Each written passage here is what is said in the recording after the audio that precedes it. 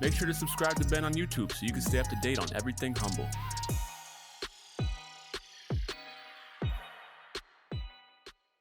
So without further delay, I've got my man here, CEO and founder of CLE Turnkey Real Estate. My dude has got over 3,700 units, which is insane.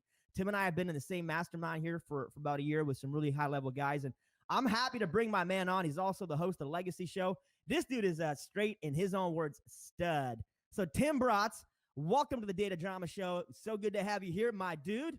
Give me some applause, audience. Look at that applause. Dude, we got the applause and everything. Look at that. You're an animal, man.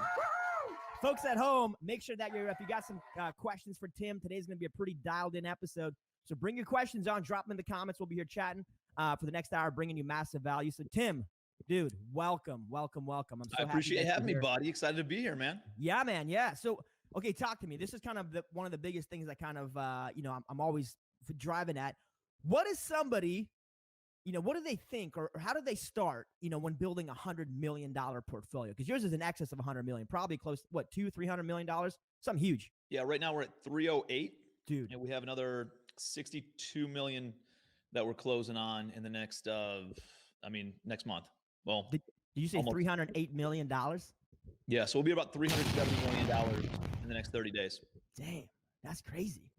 So what if somebody what goes through your mind as an investor, right? Or as a business owner, when you set out to do this, did it just happen one day or did you dream massive and just take massive action? Can you help us understand what that looks like for a guy like you? Yeah, dude, listen, I'm cut from the same cloth as almost everybody on this call, right?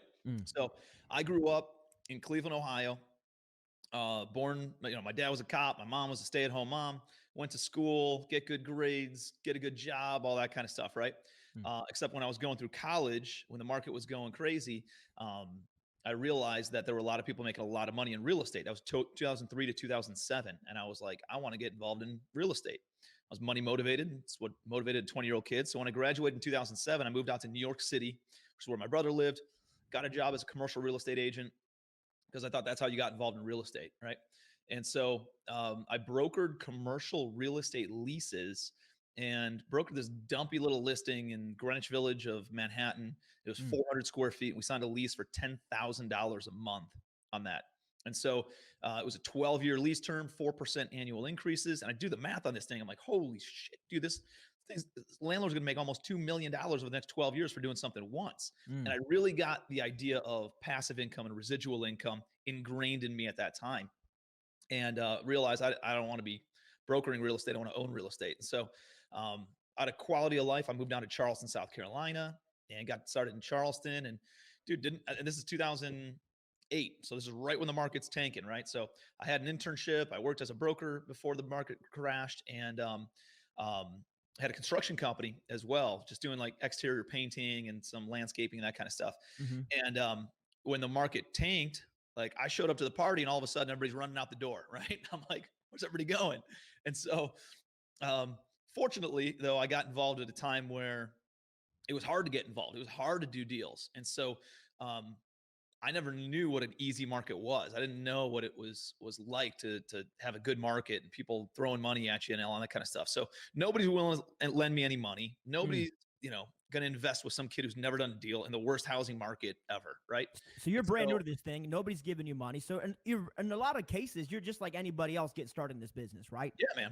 100%. Okay. I was there's a difference. 23-year-old kid, right? Okay, but the trajectory is different at some point. So somewhere it tapers off. So keep going because I want to kind of follow your train here. So first deal, I think a lot of people say, hey, I can't do something because I don't have the time. I don't have the money. I don't have the resources. I don't have the knowledge. I heard Tony Robbins say once, resourcefulness is the ultimate resource. If you can be resourceful, you can go and find the time, find the money, find the knowledge, right? And so I've always just thought in a resourceful way. We're in a mastermind where we're all about asking good, progressive questions. And I think when you ask good questions, it leads you down a path of getting good answers, or at least to more progressive type questions.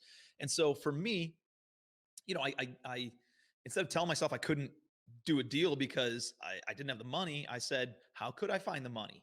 And I ended up having a credit card. I ended up being able to go and increase my credit card limit. And I bought that house on a credit. I bought the cheapest house in the entire MLS on a credit card. And I flipped it and made like 14 grand in 110 days or something.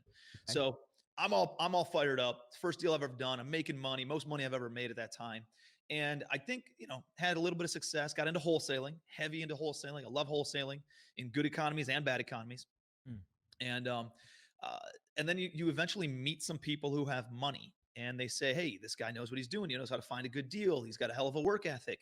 And they say, I don't have the time, but I have cash. Can I invest it with you? And you go and do the work, and I'll bring that money, and we figure out some sort of a split. And that's what I ended up doing.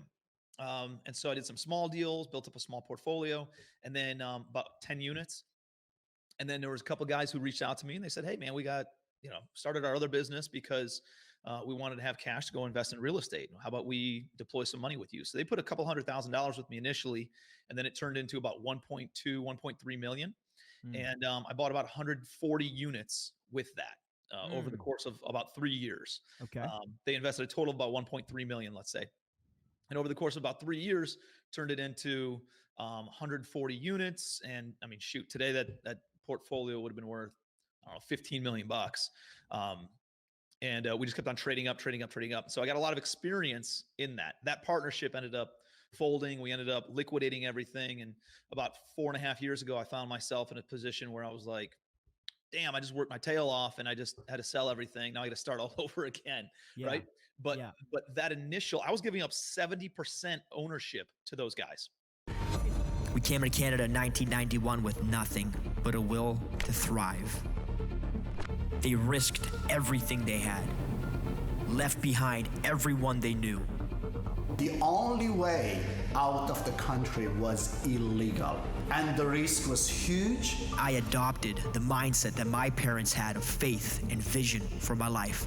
You see, they helped me understand that you get to decide what happens in this world. By the age of 30, I became a millionaire.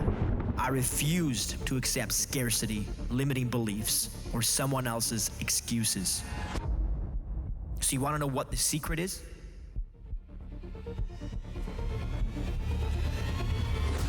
People ask me all the time, what's the secret? You want to know what it's going to take for you to succeed? Here's the truth.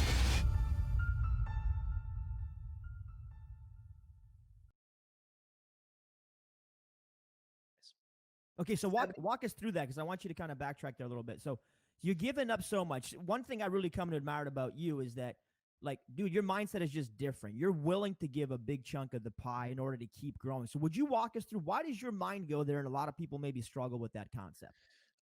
Dude, I don't know how I developed this, but my mindset has always been in struggle today for a better tomorrow kind of a thing, right? I've always deferred my gratification. I've always deferred and taken on short-term pain for long-term pleasure.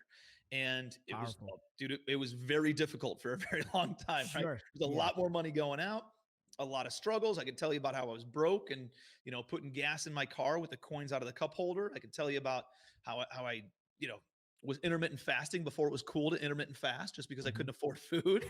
I could tell you about how I had to borrow money to make the minimum payment on my credit cards because I had $80 cash and I had $25,000 of unsecured debt, and how I cried because in August of 2012 because I was literally broke. I had $0 to my name, having to sell my DVDs on friggin' Craigslist and stuff. But you were building real estate during this time too, correct? Yeah. So you really deferred your pleasure. Let's call it what it is. You really did. Here's what I did, man. I got involved in real estate in 2009. I bought my first place, built up about 10 units. And then in 2010, I got introduced to another, like a network marketing business, right? And it correlated with real estate and it made a lot of sense, but didn't make a lot of money. I was in the top 1% of performers and I made, I don't know, 50 or 60 grand, in 3 years. And so like, I'm burning all my money, and I ended up drinking the juice so much that I sold my real estate, those 10 properties. And so that's what put me in a position where I was completely broke. I had one property, which is my own primary residence, left. And what got me out of that hole when I was super broke was I had to sell my house in Charleston, South Carolina. And with that cash, I had some equity. Real estate got me out of that. And so with that house, I had some equity built up, and I was able to pay down my credit card, and I moved back to Cleveland, Ohio. And at 27 years old, moved back in with my parents. And at that time, as the guys who were, big in that company reached out to me and said, "Hey man, we'll invest with you on the real estate side." So that's what kind of got me going on real estate. Was that a tough pill to swallow for you at 27?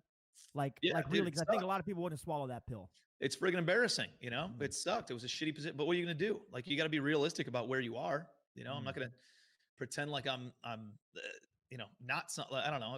It was in a position where I had no choices. There was nothing else that I could possibly do, and I couldn't see outside of the box that I was in at that time. So I ended up moving back home to Cleveland, Ohio. Got engaged to my girlfriend at the time, now my wife, Kate. You know her. And then her family, her grandparents had passed away. We moved into like this 800 square foot little bungalow in a B-class community, and lived there essentially for rent free for a couple of years. Just paid utilities and stuff while I got my feet back underneath me. And so it was very humbling experience, right? My man. But gave me a ton of respect for money. And I don't think I'd be as good of a steward of capital today if I didn't go through that entire experience. I very much respect cash. Say that word, stewardship, right? That's the word. Because I think people don't understand what that word truly means, but I think you really embody this well. And I've never seen you be like frivolous with money or wasteful with things. Like you're probably the guy who's delaying gratification more than anybody I know in relation to his income and overall net worth, et cetera, et cetera. So you have developed this mindset. I don't know, is it from the oppression or the struggle somehow, or were you just one of those kids who were just like, I don't need things, so I'm just happy to build it for the sake of building? Like, where does that come from? It was probably a lot of that experience when, listen, my dad was a cop, and we never knew need, right? Like, we always had food on the table, and we always had clothes and a nice house, warm house, lights on, all that kind of stuff. So I never like felt that. Were we rich? No, but he had a side business and made good income to the point where he could raise 4 kids. My mom stayed at home, right? So, but they always like, you could do whatever you want. You can do whatever you want. You can do anything you can put your mind to, right? Like all that kind of stuff. So when I got out of school, I always thought like, I'm made for more. I'm made for like doing big stuff. I'm going to accomplish and take over the world, all that kind of stuff. Yeah. And I think we see on social media that we correlate success with having a bunch of fancy shit. And that's okay. That's cool. There's a lot of people who have fancy cars, fancy houses, fancy stuff. And to them, what I've realized, some people buy that stuff for image, right? And that's all they care about. And they try to get fulfillment from external things. Yeah. And I promise you will never find fulfillment from external things. Now, there's another class of people like our boy Mark, and I know you think this way too, but like, I like watches, right? And so when I buy a watch, and I might spend several $1,000s on a watch, I don't look at my watch to go and show it off to people. I look at the watch because I think, dude, you know how much I had to struggle and how much I had to sacrifice and how much shit I had to go through in order to be able to afford this watch? That's what I think about when I have nice things. And I know a lot of very successful people who think that way regarding having nice things. It's not about showing off. It's more about a reminder of what they had to go through in order to qualify as a person at the income level to attract that amount of money to then be able to go and pay for that thing. And you get to check a box too. Like, we've been a mastermind for a year together, right? And, Mark talks about check that box. If it's something that you've wanted, for me was the Lambo, for you watches and other things. You also recently bought a dope beach house. Let's call it what it is. That's been the biggest, big check on that. External thing in my life, right? So, but the external factors don't drive you. It's just like, accomplished next, right? Like you're not using it more like a little pivot. Boom, I like it. It's now it's like it's my own pleasure. It's no different than you buying a hat or a car or whatever else, but those aren't your drivers, right, dude? Like, it's not pushing you to have more stuff. No. So what is that internal mechanism that forces you to keep going? Because you gotta, let's call it what it is, dude. Nobody gets to $300 million. Not a lot of people. It's a very small group, right? And what keeps pushing you? Because you're hitting for that B mark, right? What pushes you to keep going? I think initially you get going because you want to make money, right? And all of us want that passive income, that residual income, that lifestyle type thing. And that was definitely a driver early on. I read a lot of books mostly about like life now. It's not necessarily about business type stuff. It's mostly about life and happiness and fulfillment and stuff. And what you find is once you get above a certain income level, and they say $50,000 in most markets is where you're at in order to have food on your table, a roof over your head, clothes on your back, safety, security for your family, around $50,000 to $75,000 a year for a household income kind of gets you there. Then it doesn't matter if you make 75 grand a year or $75 million a year. There's no difference in level of happiness and fulfillment, right? Once your basic needs are met. So you got to go find that somewhere else. You got to find fulfillment. So it's kind of comes back to Maslow's hierarchy of needs. Once you got the self-actualization, you're like, now what? And I think some people, like earlier on in life, they say, you know what? I recognize when I get there, it's going to be kind of empty. So I might as well start living a life right now kind of in purpose, maybe in alignment to what I'm truly here to do on earth. And I think you're one of those cats. Well, what drives me now, man, is the idea of, I truly believe wealth is like sunshine, dude. Like you can have as much sunshine as you want, and it would never take any sunshine away from me. I can make, billions and trillions of dollars, and it would never take any sunshine away from you, right? There's still abundant opportunity and money out there. And so I don't see it as competition when I educate or share information or hop on a podcast or anything like that, right? I see it as more of a collaborative effort. I think I can do more deals. I think I can help more people. And when I got into like helping people and a little bit of the I've always kind of done masterminds or mini masterminds and stuff like that, and just kind of mentored and coached some people. And I always got a lot of fulfillment from that. My mom's a teacher, was a teacher. And I think now it's more about like impact and making an impact. And what I don't want is to be, sitting on my deathbed, which I don't think I will. I think I'm gonna do something crazy where I don't know, go hang gliding off a cliff somewhere and die that way. But you're gonna be skydiving it. If I'm gonna go strong, I'll die for something instead of from something is my hope. I love it, man. No, that's cool. So virus thing, again, you're not dying from coronavirus. Right. I hope not. No.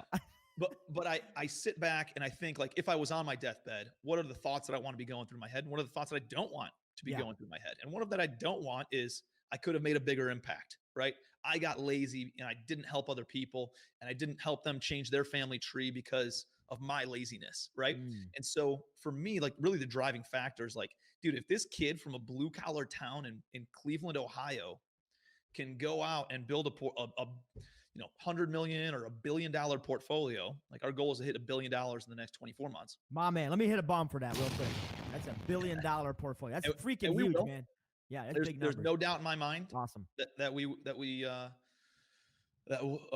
do that. So, our goal is to hit $1 billion portfolio, and I want people to say, hey, if this kid, blue collar town outside of Cleveland, Ohio, can go and build a portfolio of $1 billion, like, why can't I?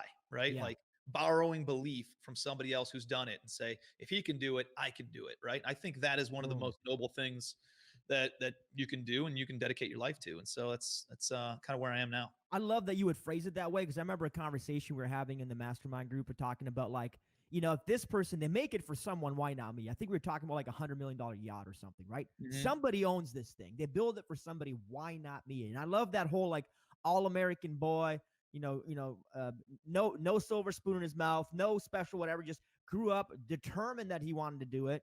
But I think there's something a little bit different. And I think if people recognize this, I remember you talking about fear versus faith, and I talk about this a lot. I may even have stole this from you. I don't know. It seems like something I probably take from you. You watching my show, he's angry every day. Sorry, bro. But no, fear versus faith. And I remember you saying specifically, it was like they both require to believe in something that hasn't yet happened, but only one is positive, one is negative.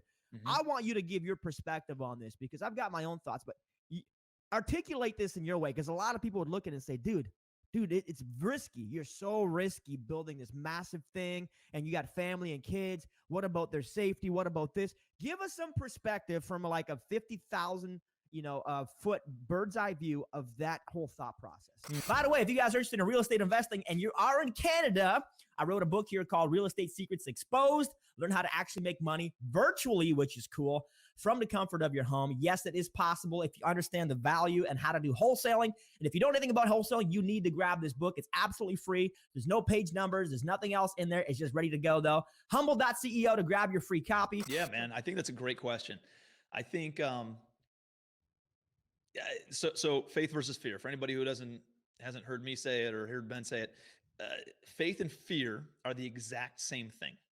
Both are believing in something that has not yet come to pass. Both are believing in a story that we make up in our head and tell ourselves of something that has never happened and may never, ever happen, right? So it's a story in our head that we create. And the difference between faith and fear is that one is positive and the other is negative. So if we make it up and we're either faithful or we're fearful, it's our decision whether we make it positive or a negative story, right? So it's our choice to decide, do we want to be positive or do we want to be negative? And it's up to us, right? And so if you're going to spend energy on anything, why would you spend energy being negative? Why wouldn't you spend energy being positive? And so one of the things that I always think about is like, what is the worst case scenario? What's the worst thing that could possibly happen to me in my life for building a big portfolio? And a lot of people are like, oh, well, like you could have tenants that ruin your property. You could get burned by a contractor. You could go bankrupt. What if the bank calls a loan due? What if coronavirus hits and nobody pays rent? And what if? And I remember like, yeah, okay, all those things happen and that's important and I get it. But like, what if you got rich? What if you built a passive income, a residual income? What if you built a fortress, a financial fortress around your family that nothing could ever penetrate? What if you could take your kids and your spouse and retire your spouse, retire your parents, take your kids around the world to exotic places that people only read about in books or watch on National Geographic, right? And send them to whatever schools, help them support whatever causes, build whatever churches. Like, what about that? And I think about like, what is the worst case scenario and what is the best case scenario? And when I think about worst case scenario, I think you fall, and I could fall, right? This could happen. I'm very realistic about this. And I can go to zero and I can claim bankruptcy. But at the end of the day, there's an actual floor. There are things out there that are tools, mandated by the federal government to allow people to not die in these circumstances, right? I claim bankruptcy and I start back over. Now, this is not saying that anybody who's listening to this or myself, right, should be negligent or malicious or not be calculated in the business decisions that they're making. I'm not saying that that you should be reckless in any way, and that is not the what I'm saying here. But in my mind, what goes through my head is there's a floor to how low I can go. What's the opportunity on the other side?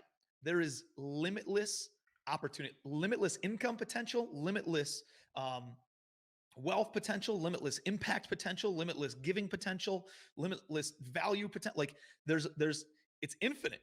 It can go infinitely high, but there stops at zero. It can't go below zero. And so for me, I just think, dude, why think small, right? Why not go big? Why not think bigger? Why not see how big you can push this thing? Dude, this powerful perspective. Folks at home, if you're listening to this, this is the kind of clarity and perspective you're not going to get very often. And I think it takes a very cultivated mindset to think this way. This is a very inspirational show. So 2 things I want to unpack there, Tim, if you could walk us through this. The first thing you said is that if you decide to choose faith, essentially it's a self-fulfilling prophecy, if I heard you correctly, because you're going to end up doing the things, you're going to believe the things that are pushing you towards that abundant thought. Your reticular activating system is going to be triggered. And it's almost like you're guaranteed to be in a positive position, which means you can shoot way up. If you choose the fear, you're going to end up living in negativity, scarcity, depletion, and the rest of that stuff. Is it really that you're really controlling your own destiny by simply making a decision? I choose faith. Is it that simple that, hey, you're going to win? Dude, I think it is the biggest impactor on success overall. Wow. I think just having an optimistic, positive, but not being aloof, not Not being ridiculous. head in I the get it. clouds, right? Sure. But But it's a maturity, right? Like it's a mature decision to be positive, not some arrogance, not some nonsense. Because you're like, I'm just gonna be positive and push forward regardless in a very non-emotional state of mind, correct? dude, you think about what's going on right now. Think about how many people are in a negative, pessimistic, scared, frightened mindset. Yep. Who wants to be around that?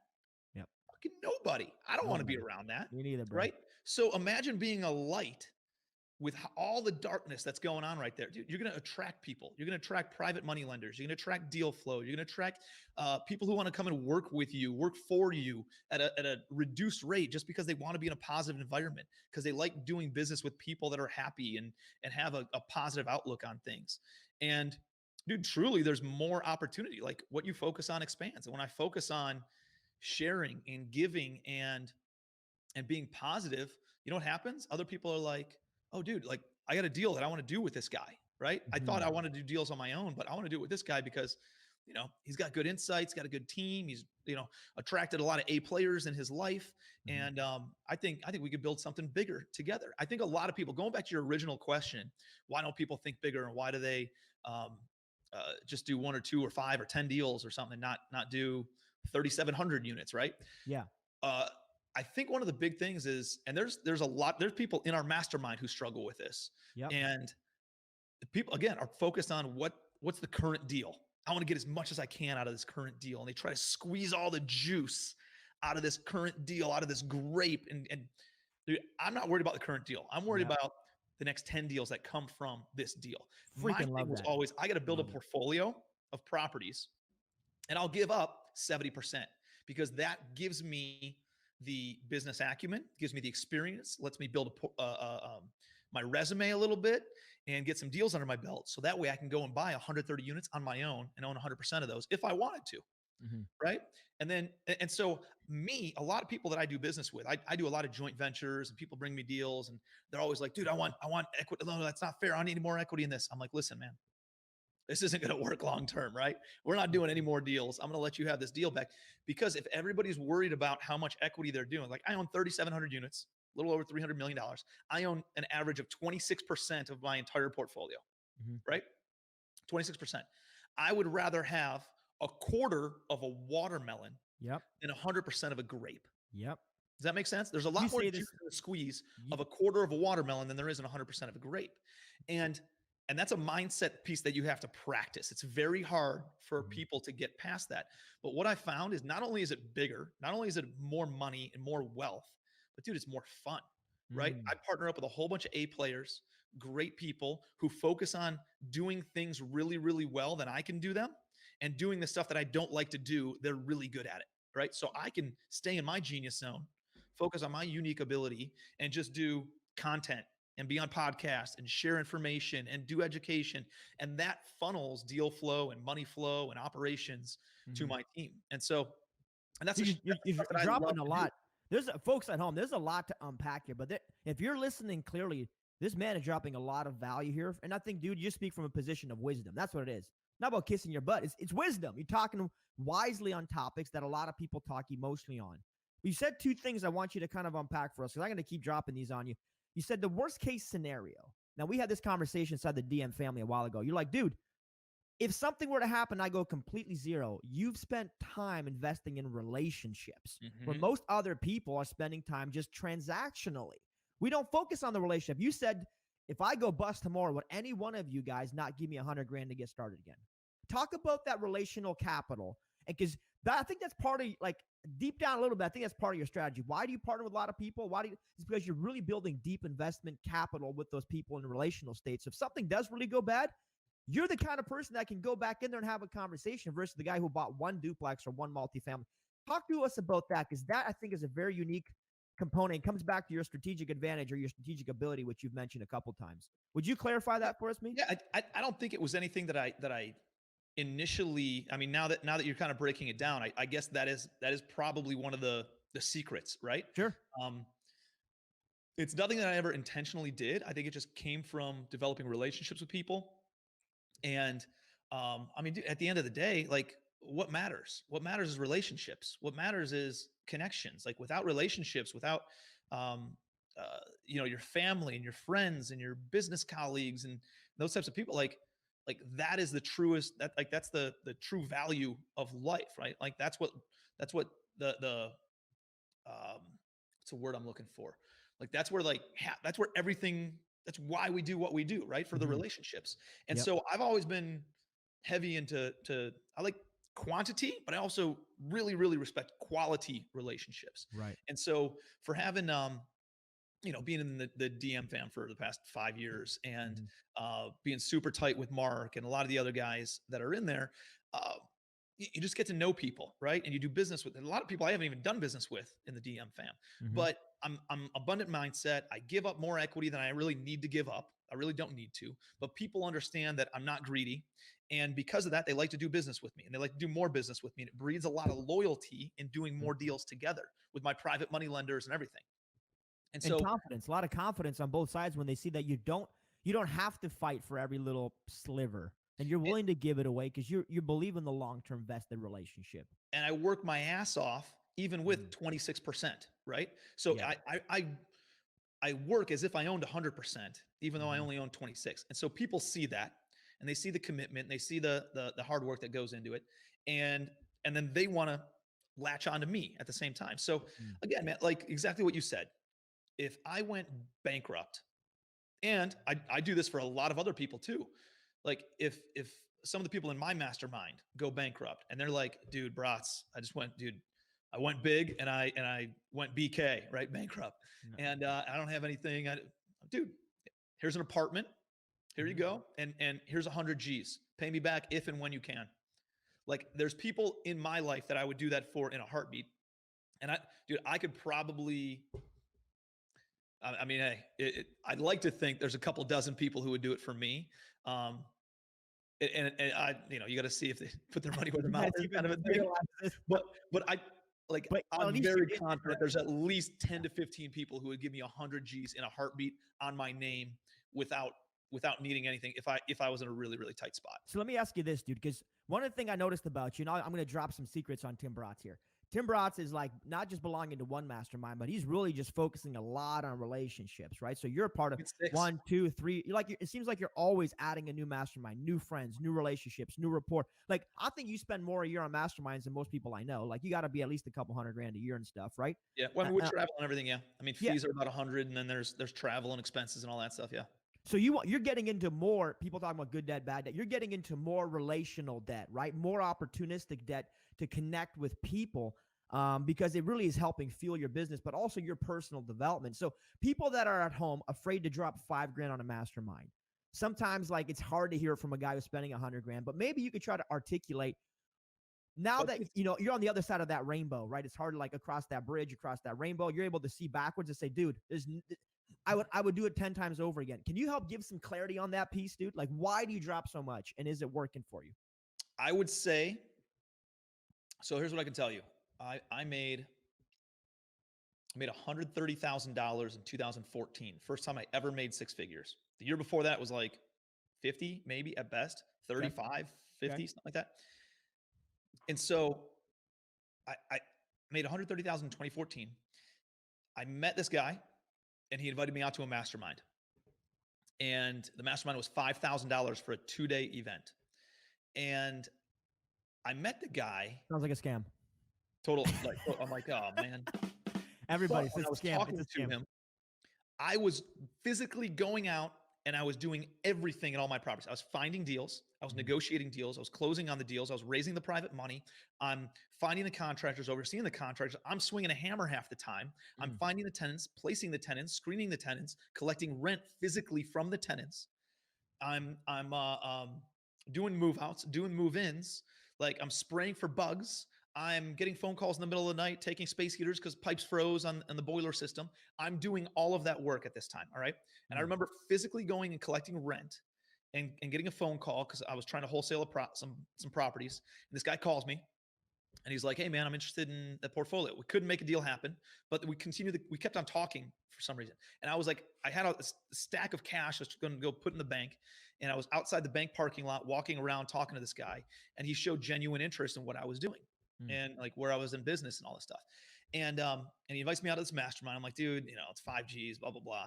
But at the same time, he was calling me from his honeymoon, which was 6 weeks long in Hawaii and Bora Bora, and he was going to extend it from there. And he was on a golf course in the middle of the day when I was running around collecting money and trying to put it in the, like getting chased out of units with tenants with baseball bats, right?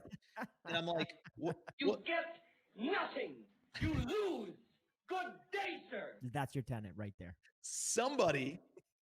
This guy's got something figured out. He's either really good at selling $5,000 2-day courses, or he understands business.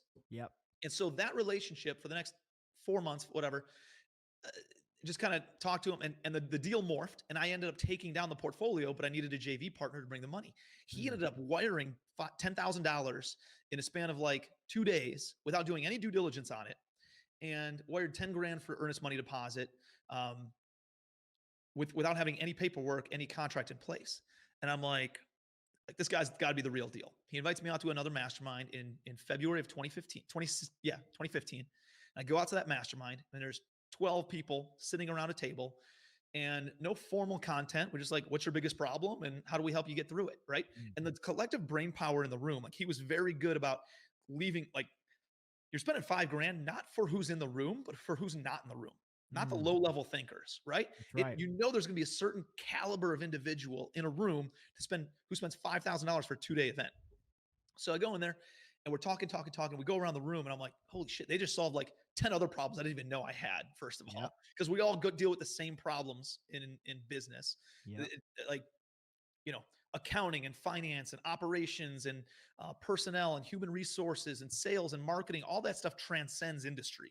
It's in every single, so you can go and talk about any industry, any business owner, and all that stuff can be applicable towards many different industries, many different businesses. And so they solved a bunch of other problems I didn't even know I had, but then they came to me and they're like, Tim, what's your biggest problem? I was like, dude, I just don't know how to stop doing everything.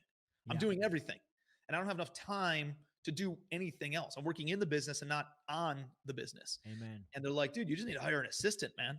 Like, you're running around with your hair on fire, like doing all this work. Like, you just need an assistant taking non-revenue generating activities off your plate and doing the stuff that you don't like to do, so you can focus on the revenue generating stuff. And there's been like, so I'm like, there's got to be more than that. Seems too right? basic, right? Like, what do you mean? Like, because that seems like an obvious solution. I'm like, how do I do that? How do I even hire an assistant? I don't even know how to do that. And they're like, dude, just put an ad on Craigslist or whatever and ask around, see who you know. And so as soon as I get out of that event, and I'm like, and here's the big thing. Oh, that's going to cost me $35,000 a year in Cleveland, Ohio for an assistant. They're like, dude, it's not 35 grand. It's $3 grand a month. That's right. If you do it for 2 months and it doesn't work out, you let them go and you go back to banging your head against the wall. That's right. Okay. So I'm like, oh, okay, that's a different way of looking at it. It's a mindset. Like 95% of this game is all mindset. So, and framing, how you frame your thoughts and how you frame your conversations. So I go back to, talking to, before I leave the event, they're like, oh, by the way, it's also $30,000 to join the mastermind. And I was like, this dude I made 130 grand last year. He just took half of my money, right? Half That's my money. like the end of the world to you, or what? I'm like, I don't know if I could ever do that again, because the first time I ever did it, can I make an extra 100,000? I don't know. Yeah. But with blind faith and confidence in that, I ended up making, in the next 10 months, dude, I made $400,000. Freaking awesome. I love that. That's what that is right there. Dude. And so I'm like, I'm like, holy shit. Like, so there's a lot of correlations there. 1 is hiring people. 2 is joining a mastermind, right? And 3 is blind faith. Like you said it, like you were willing. And blind faith. Now we know about Tim Bratz. What's the worst that's going to happen? I hire somebody for 30 days. They don't pan out. I lost $3 grand. Okay. So I start again, right? But you had that willingness, I think, to just go through it and try. I think people are just afraid to try. Like, oh, I don't want to have any pressure or loss. It's part of it. You're going to have to learn one way or another. Yeah, man. Keep going on that. Dude, success is one of these things where I see a lot of people jumping from business to business or deal to deal or like industry to industry. And you don't get any better when you jump around. You deal with all the hardest shit at the very beginning. You deal with all the hardest stuff. Once you get through the hard stuff, this game is pretty easy. It is very easy for me to go and raise $1 to $5 million for any given deal and buy a $15 million apartment building every month and just keep on doing that every single month, month after month after month after month after month, because I've done everything. I've already gotten kicked in the balls by tenants, gotten kicked in the balls by contractors, gotten kicked in the balls by joint venture partners, gotten kicked in the balls by lenders. Dude, I've been through all of it. You're not having any more kids at this point, right? What's that? You're not having any more kids at this point. No. No, if your wife's listening, Sterile, completely sterile. That's the birth control. Real So, estate makes you sterile. In other news. So what happened though is you go through all these learning curves and you grow and you lose and you grow and you get a setback and you grow and you get a setback, but you keep on growing. And every time you jump, you're just going through this and this and this and this, and you never get up here. Now, dude, you can't pull the wool over my eyes when I'm doing due diligence on an apartment building. I've gotten screwed on every basis possible to the extent of flat out fraud. Yeah. And I have things in my contract, and I have things that we do and checklists in place that none of those things ever happen to us anymore. Or if it does, then at least I have a lawsuit against the seller for blatantly lying and defrauding us. Right. Yeah. Now, did you learn all that stuff? Like, you had to go through some crap though to get to this level of ability and level of understanding. And all. Like, that's what I'm saying. Like, I had to go through struggle and a setback, and then struggle and setback and struggle, and then I had a little bit of, and every time you have a setback, you get a little bit better though, because you learn from it. All right. And you get a little bit stronger, and you get a little bit tougher, and you get a little bit wiser, and you get a little bit more experienced. And dude, a lot of people, they want to invest with you, but they want to make sure that you're still there.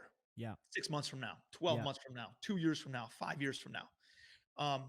That's why David Goggins talks about callousing your mind. You're getting calloused as an investor every time. You're adding more callous, more callous, more callous. Like, dude, you can become pretty tough-skinned, right? So then all these like little fears.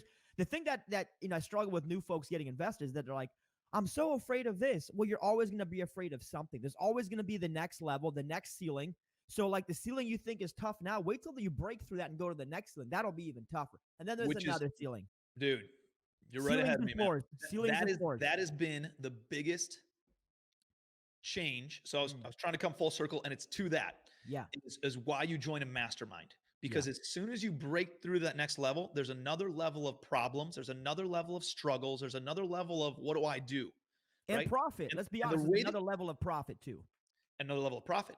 But the reason that you go to a mastermind and not just go one time, but you commit for a year, 5 years, 10 years to a mastermind is, one, you develop relationships now with people who know you, know your situation, know your what you're looking to do and accomplish in your life, and they can support you in those goals. And every quarter that you go back to an event, you get to push through. Yeah. You get to push through. It's like a quantum leap forward in life and in business. And I don't like, dude, if there's one thing that people ask me, like, what do I need to do right now? It's join a mastermind. I don't care what one it is. You got to join a mastermind. There's the bomb right there. Of high-level thinkers. Yeah. Right? And the highest level that you can possibly get into, it is an investment. I'm telling you, it's not a cost. It is an investment, especially right now. Coronavirus is going crazy. What do you do? I don't know. Dude, I'm in a couple of masterminds where there are constant conversations going on right now about what to do next, how to navigate the situation, what do you need to have in place, how to apply for SBA loans, how to get free government grant money, how to do this, how to do that, how to set yourself up, how to not only survive, but thrive in this situation, in this circumstance. And so, dude, you don't even know what you don't know, though. It's not out there. It's not out there with people who are watching CNN all day, talking about how the world's caving in, and everybody's going bankrupt. Dude, there's two sides of the money here. Yeah. There's a side of people who do believe in that, and that's what they're going to get. And there's a side of the people who own stock in Charmin, and they own stock in guns, or they have a or even the general index. Hans, pull up the S&P real estate sector. Even the general index, folks, if you're just buying because your brother and your sister are buying, massive drop, and then confidence comes back when real investors start buying. Like, folks, if you don't understand this stuff, you can't get involved and just throw money at stuff. I see so many people, it's a big shame in life. They work their entire life, save their money. They never invest in themselves. But as soon as they have $100,000, I'm going to go buy an Apple stock. I'm going to buy this stock or that stock. And then the market tanks or reverses or whatever, coronavirus hits. And now you've lost your entire portfolio. And instead of, you could have taken that money and you could have joined a mastermind of people who think at a higher caliber, people with more experience, people who can truly give counsel. We talk about counsel, not advice, a lot here. So get some counsel from people that, so like meeting a guy like Tim, here's the cool thing with a mastermind. Oh, Ben, I don't have any money. Well, you don't have any money because you haven't joined a mastermind, because you're thinking about the money that you have instead of the money that you could make. So Tim, talk about that, man. Because when I see Tim, I'm like, okay, my new benchmark is $308 million. Boom. That's where I got to go to before I talk to Tim again. Like, it's encouraging. It's encouraging to know, like, that's the kind of dude I can hang out with. But if you're not willing to, like, step in the room, see, Tim's not going to spend 20 hours on the phone with you for free when you haven't invested a dime in yourself, because this dude's dropping 100, 150, 200 grand a year on himself.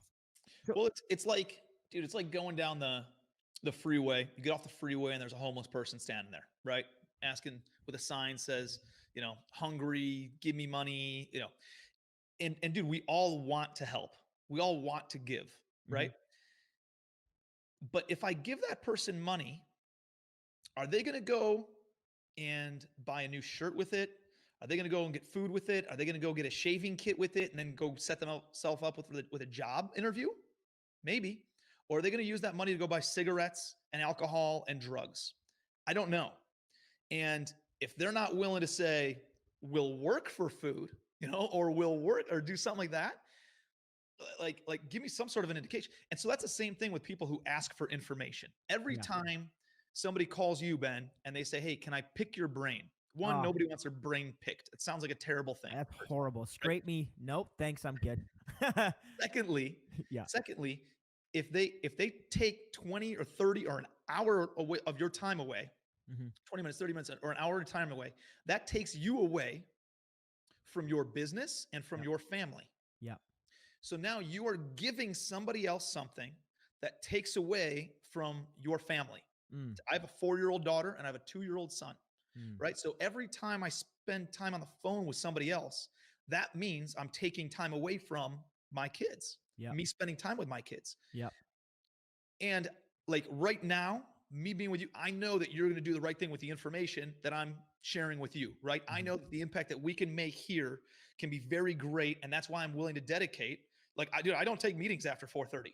Doesn't happen. This is the first time in a very long time. So, but then again, just want to touch on that real quick. When you join a mastermind and people, you build real relationships and they see that you're committed, sometimes you're willing to work with them. See, we're in the same mastermind. We both drop 50 grand a year to be in that 50 grand Canadian, whatever it is, US. Like, so he knows I'm serious. Like, I'm not calling to waste his time. I'm like, yo, Tim, do me a favor. I'm like, dude, we're both committed to something and he knows I'm taking it serious and I take this job serious. I'm not going to sit here and just putz around all day and then like have 3 views. Like he knows I'm going to spend money, grow it, do it, like, and then we can actually use our voices to amplify the message so that we can actually help people and impact. We've got a collective focus here. And that's why I think Tim's, you know, being willing to do this. Otherwise, you call him off the blue. Hey, Tim, I got a free show I'm doing. You know, I'm not really taking it that serious, but would you mind spending an hour with me? Hell no. Not at 5 o'clock. You got family stuff. Yep. Dude, I love so, it. I mean, it's one of those things where I want to give information, but I'm not going to do it on a one-on-one basis. Because I don't know what that person's going to do with that information. I don't know if they're going to use it for good, they use it for bad, or they don't do anything with it. And if they don't do anything with it, then I just stole time from my kid's childhood and not spending time with them because I gave information to somebody who's not going to do anything with it, you know, and abuse that time. So I do a lot of things that are, you know, I give out a lot of free content on Facebook and Instagram and LinkedIn and social media and on my website and that kind of stuff. So if you guys want to connect with me, follow me on Facebook, connect with me on Instagram. Yeah, drop the handle real quick. What's the best place for people? Okay, there you go. Tim on Instagram, Tim Bratz. Okay, we're going to be dropping some handles. And then it's facebook.com/TLBratz. TL Bratz on my company. So connect with me on any of those things. I put out a lot of free content there. And then if you want to connect on a one-on-one basis, then dude, it's again, there needs to be a commitment, right? There needs to be like and so I have a mastermind, and I do some education stuff about 4 times a year, and that's about it. And otherwise, I'm focused on building a portfolio and you know, growing myself and spending time with my family. So it's one of those things, like we want to give, but we want to give in a way that makes the biggest impact to the most serious people, right? And so for me, that's why I do masterminds, and that's why I really love plugging into masterminds and connecting with high level thinkers and people who are willing to make an investment in themselves, like you. I love it. I love it. So, folks at home right now, as we kind of wrap it up here, we're gonna move real quick into, dude. People are like, okay, how do I get started if I want to be this guy? If I want to build this massive thing, is it mindset first, or get started buying deals first, or like, I know there's some strategic advantages between the individual investor like you and these massive funds. You saw the charts, folks. The funds are losing money. A lot of those folks they're frankly gambling with money that isn't theirs. Tim's got a very, I think, keen sense of fiscal responsibility. He talked about stewardship. How do people get started, man? If they want to go down this path in all seriousness. Well, I mean, I think there's 3 things that I would advise you to do. Number 1, get really good at finding deals. That's about to get very, very easy, by the way. Number 2, get really good at finding money, which is going to be a little bit harder because usually those 2 things work in an inverse fashion, meaning when deals are easy to find, money's hard to find. When deals are hard to find, money's easy to find, right? So we're going through that pivot right now. And you got to always be sourcing deals and sourcing money, both of those things at the same time. And number 3 is join a mastermind. Whenever somebody asks me, like, what do I need to do? What do I need to focus on if I'm first getting started? Get really good at finding deals, get really good at finding money, and join a mastermind. Those 3, because the mastermind will fill in all the other gaps, everything else that you need. It's going to give you the ideas, the strategies. You're going to get deals and money from the mastermind also, right?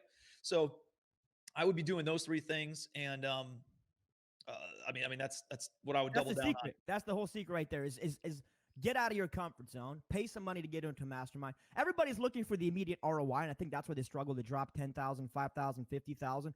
But you don't really know what the ROI, I heard Dan Gilbert say this one time, you'll never know what the ROI of a relationship can truly be. You'll never know, right? So why not invest in them now? Why not invest in yourself now? Because you're right, people have answers. If I want to learn multifamily, dude, I'm gonna go to you. I'm not gonna try to figure this out from scratch and spend 20 years trying to put this together. I'll go to the guy who knows. And if I paid to be in a mastermind and so did he's inclined to want to talk to me. Yeah. That's what it is. Yeah. Right? I mean, it's not because you paid, it's because it shows that you're serious. Because it shows that you're willing to invest in yourself. So at least I know that you believe enough in yourself that I can actually believe in you too, right? And I can actually spend some time doing that. When people aren't willing to pay, that means they don't believe in themselves. And that means, guess what? Like, if you don't believe in you, why would I believe in you, right? Why would I spend the time and take time away from my family to do that? So, and listen, I'm not trying to like sell courses or that's inconsequential.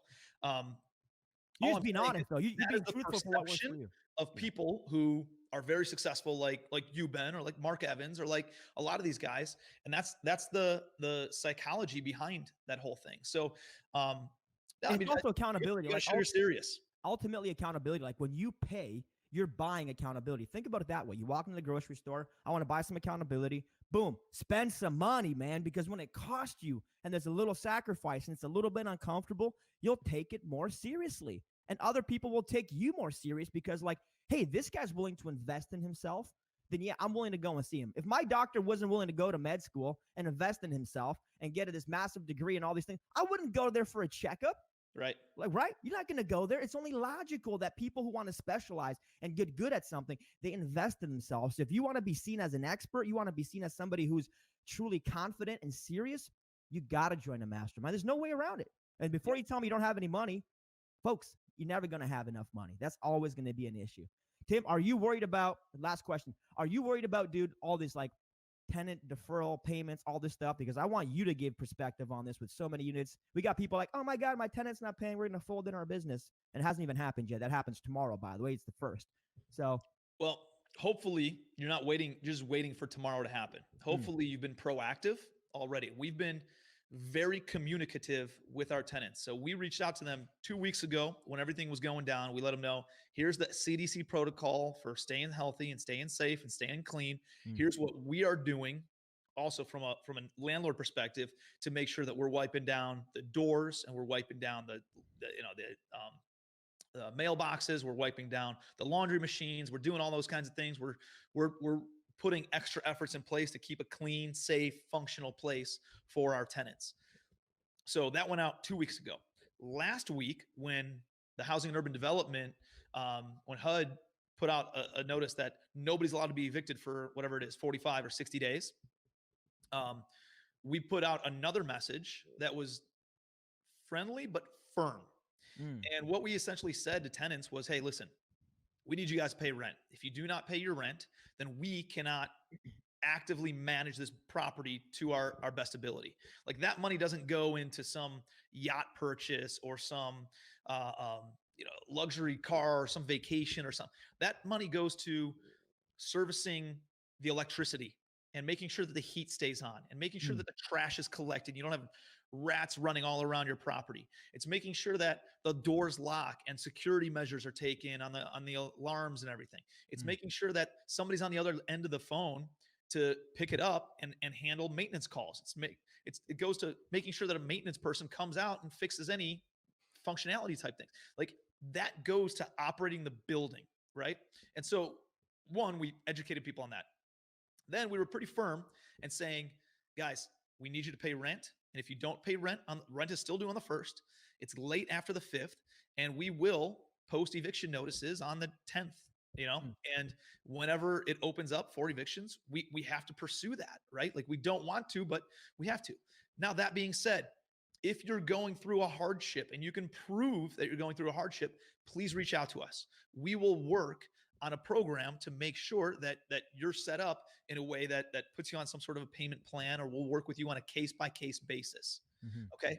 And by the way, if you are suffering any sort of hardship, we gave them, I think, 5 or 6 different resources locally, including unemployment, how to file for unemployment, and all directions on how to do that. We gave them resources for a bunch of different local subsidy organizations and nonprofit organizations to help with income subsidies, food subsidies, and rental subsidies. So I'm trying to get as much money in my tenants' pocket as possible, so that way they do pay their rent and they can see that we're making an actual effort and commitment to helping them out any way that we possibly can.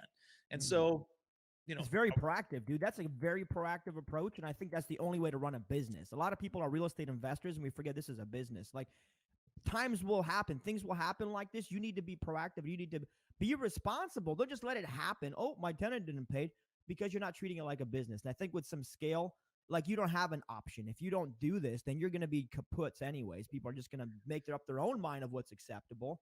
So you're setting the tone for folks. And I think that's awesome. So dude, I think it's the only thing you can do, right? Yeah. Like, you're either going to be the thermostat or you're going to be the thermometer. I posted on this the other day and on Facebook. So go back and read that. But essentially, a thermostat, well, a thermometer takes the temperature. A thermometer gets influenced. A thermometer reacts to what's going on out there in the environment, right? Versus a thermostat sets the temperature. A thermostat creates and gives the influence, does the influencing. A thermostat sets what the environment is going to be like, right? And so in a world of thermometers, they're everywhere out there, dude. Everybody out there who's watching CNN all day, every single day, and they're all running. And dude, I think this disease probably is something that we should pay attention to and be like, take pretty seriously. Like, I'm doing social distancing and all that kind of stuff. But at the end of the day, like, it gets exacerbated on an economic level because people are not friggin' like the fear mindset, the fear that they're being influenced instead of being the influencers. And so, so be a thermostat, not a thermometer. That's it, man. That's it. Be a thermostat, not a thermometer, folks, because that's the only way to live. Dude, that's awesome. I'm going to wrap up the show here with the last little segment. This is going to be a little bit fun for you, my brother. All right. But before we get to that, I got a joke of the day. Hans, is this a good joke? Let's see if Tim does it, and we'll let him get back to his family for a day. Tim, what is a house wear clothing garment? What is a house wear? What does a house wear? Yes. Folks at home, if you want to guess, man, what does a house wear? A house wears a dress. Any last comments for our folks at home, man? You've been such a great guest. I appreciate you dropping so much value for folks. I'm going to throw his handles up real quick. The best place for people to follow you and get connected, where is that, Tim? Facebook is where I'm most active. I also post a lot of stuff on Instagram, LinkedIn, and then just, hit me up on, there's a bunch of stuff that's on my, my real estate website, legacywealthholdings.com too. So just hit me up on there. I'm active. I'm around. Any final thoughts for folks as they gear up and they keep fighting this Corona thing and they're trying to figure out multifamily? Yeah, I think the data, I think the thermostat thermometer thing is important, especially right now. I think, having long-term vision, realizing markets are cyclical. It's going to be up and down. This is like, we all saw this coming. We didn't think it would be from some guy who ate bat soup in China, right? But we all knew that the market was pretty hot and we would eventually face some sort of a downturn in the marketplace. So guess what? When there's struggles, when there's economic uncertainty, there's also economic opportunity. And there's going to be a lot of opportunity out there. You do not take advantage of people. You capitalize on situations, right? So there's going to be a lot of people who are motivated sellers. There's going to be a lot of people. What's up, Paul Evans? Look at Paul saying this is the best he's ever heard, Tim. I love it, man. Tim, you said something brilliant. When there's market uncertainty, there's likely an opportunity. That is absolute gold, man. Dude, that is so clever. Look, I just want people to make one distinction. Half empty or half full. That is your choice. You get to decide every day. Is the glass half empty or half full in your life? And I choose half full, and so does Tim. And I'm telling you, it makes a world of difference. Regardless of what circumstances happening around you, you probably can't control the bulk of it, but you can control your own mind. And if you choose half full, you're already winning the race. Whatever a man can conceive and believe he can conceive and believe he can achieve. There you go. Thank you, Tim, so much, man. Appreciate you being on the show. Guys, Tim Bratz, follow him. My dude's got a lot of wisdom, and I appreciate you so much for being on the show. You dropped a lot of value, folks. Go back and watch this episode a few times. Make sure you share it. Show my man Tim some love. Give me some thumbs up in the comments if you would. Guys, I appreciate you so much. And we're going to roll out of here with Tim's brand new theme song that's going to be released on Capitol Records in the next 30 days. Just remember where to send the royalty checks. That's right. We'll be sending the royalty checks back to my boy Tim. And one last piece of advice I'm going to say, data and drama actually came out of the mastermind that Tim and I have belonged to. So keep that in mind. I literally took the phrase and the concept from our mentor, Mark. So if you don't believe in the power of masterminds, this whole show, the seed was planted in the masterminds. Just want to make that iteration because I think that's an important piece. Thank you again, Tim. Appreciate you, man. Have a great night. Hey, it's Ben Humble. Thanks for checking out the show. If you like what my guest is talking about and you're getting massive value from it, then scroll to the bottom, open up the description, and follow them on social media. Support them, connect with them. Just scroll down there, click the link, and let's roll. Stay humble. Make sure to subscribe to Ben on YouTube so you can stay up to date on everything Humble, featuring daily episodes of the Humble Podcast and weekly video content providing motivation, real estate strategies, and personal development for everyday life. Also, follow Ben on Facebook and Instagram for daily interactions. Check out humble.ceo and download a chapter of Ben's new book, From Communism to Capitalism, absolutely free.